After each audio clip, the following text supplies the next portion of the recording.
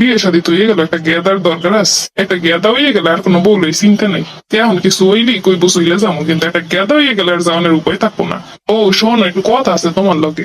কি কবা? শোনো বউ, বিয়ে শাদী তো হয়ে গেছে, এখন তো আমাকে একটা ছোট্ট সংসার, বুঝুই তো।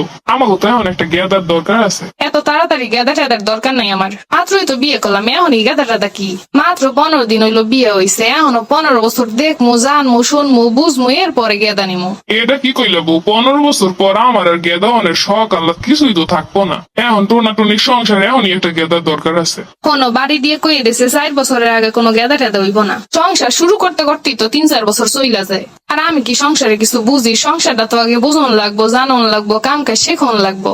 আর এর ভিতর যদি একটা গেদা আহে, তখন তার কিছুই পারবো না। তখন গেদাও কানবে, আমিও কানবো। আরে ভয় পাইতেছো কে? আমি তো আছি, আমি গেদা পালমু।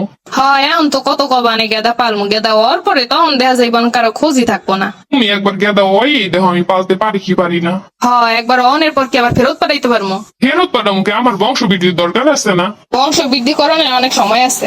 দেখছো তোমাকে বউ লাগে কিসের জন্য গ্যাঞ্জাম হয়? গ্যাঞ্জাম তো হইবই, সব বুঝতে পারলে গ্যাঞ্জাম হইব না? ধান দেয় একটা বাচ্চা ঝুলাই দিয়ে তারপরে পকার পার, এত সোজা না। আগে সবকিছু দেখমু, জানমু, তারপরে হইছে গেদা। বিয়ে হইছে 15 দিন হয়, এখনো কি দেখার কিছু বাকি আছে?